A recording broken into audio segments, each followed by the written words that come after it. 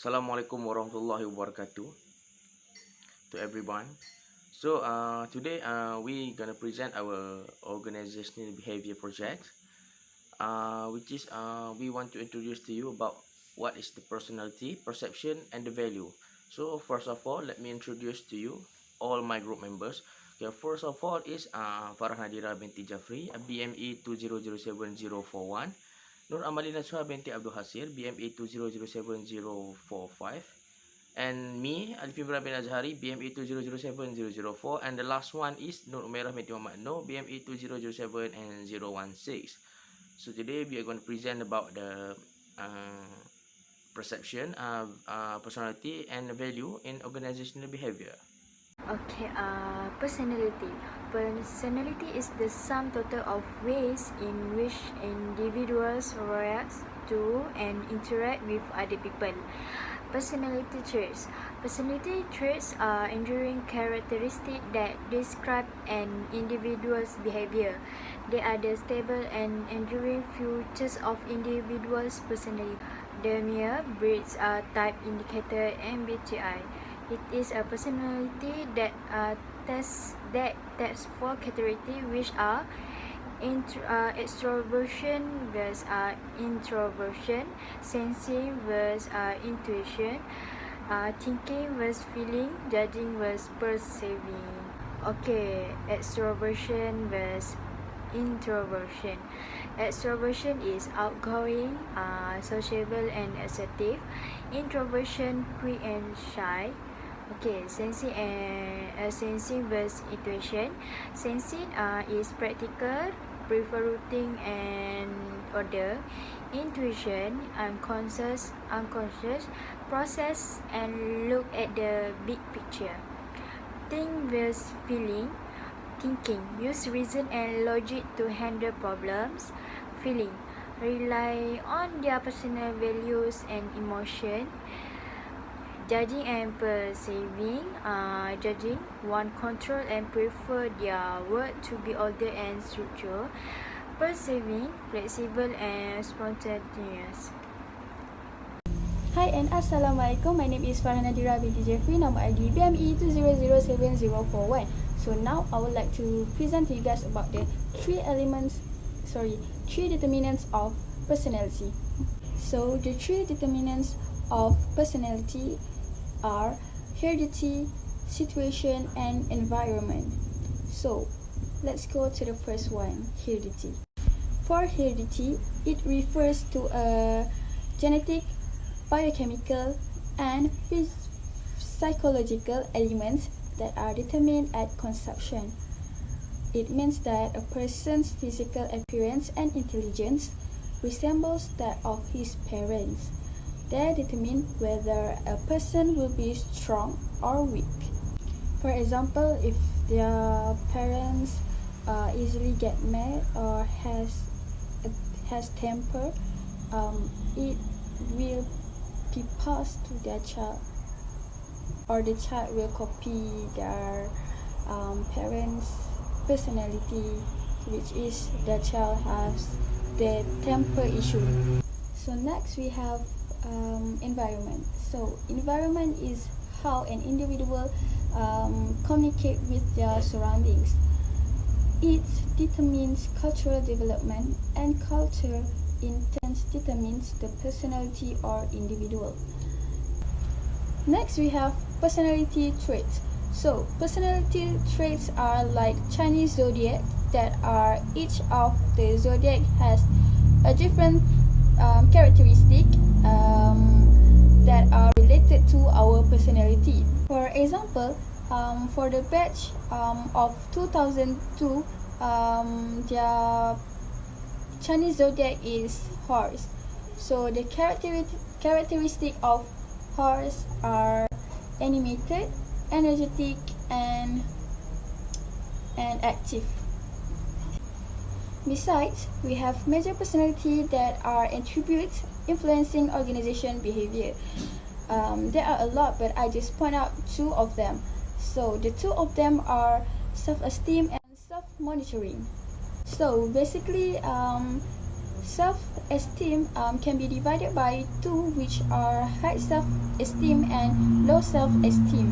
So, high self-esteem are likely people who likes to do that thing, while low self-esteem is people dislike on doing that thing, doing something. For example, I like accounting while my friend doesn't like accounting, but we are in one course. So I am the high self-esteem while my friend is low self-esteem. So basically, the person with high self-esteem are more confident compared to the low self-esteem. So, which means that the high self-esteem persons will perform their study or their result better than the low self-esteem. Second one, we have self-monitoring. So, self-monitoring is a personality attributes that assesses a person's ability to adapt their behavior in response to external situational influence. The personality will act in a variety of ways depending on the environment's requirements. For example, self-monitoring is finding it easy to imitate the behaviors of others. For a situation in workplace, Nat are one of the employee of Pixar Studio Company, and she really appreciate, like, and enjoy their job as cartoonist, as the studio background artist, because that was her dream job. Also, Nat will contribute to their company's goal as she loves drawing. For instance, Nat will make a quality cartoon and gives a unique idea of the storyline. Indirectly, the cartoon will get a celebration from the watcher, just like the top cartoon will make a quality cartoon and gives a unique idea of the storyline. Indirectly, the cartoon will get a celebration from the watcher, just like the top cartoon and anime that are on top of trending on Netflix, and this situation can be called as high self-esteem. Besides, low self-esteem is when Nat get forced to be in finance and marketing department for a while. This position doesn't suit her personality. Last but not least, we have situation. For situation, people may change their personality in different situations. For example, if someone has an anger issue or getting mad easily, they will try their best to control their anger issue because they want to fit in the work situation in the workplace. I mean, like, for example, if the worker from the customer center has anger issue, they need to calm themselves or control their anger issue so that their personality not ruin their work, their job. Perception may be defined as a process by which individuals organize and interpret their sensory impression in order to give meaning to their environment. Okay, what one perceive can be substantially different from what another person perceives, and both can be very different than the actual objective reality. In fact, behavior is based on perception of what reality is, not reality itself. Our company gain information about the properties and elements of the environment They are critical to our survival through this perceptual process. Importance of perception. Perception has always played an important role in our company. If applied and used properly, it can be a major key in helping the business grow and survive in the market. It provides the business with a perspective that will help it prosper in the future and develop leading business opportunities as well. Alright, what does perception have to do with employment? So, well, there are various ways that a person can perceive a situations in the work environment that can lead to problems. Okay, now this is some of the example of the perception. So in here we have three. The first one is stereotyping. Stereotyping is the tendency to judge someone on the basis of the perception of a group to which that person belongs. The second one is halo effects, the tendency to draw a general impression about an individual based on a single characteristics. And the last one is selective perception. Selective perception means the tendency to selectively interpret what is seen based on one's interest, background, experience, and attitudes. Next is situation in workplace. This situation in workplace we can relate to these three type of perception, which is halo effect, stereotyping, and selective perception. Alright, for the halo effects, the situation that we can see in workplace is when someone assumes that's a good looking person in a photograph is also an overall good person in the company. This error in judgment reflects one's individual preference, prejudice, ideology, and social perceptions. Alright, next for the stereotyping. The example in workplace is stereotyping assume that men can do the heavy lifting and women should type in the company.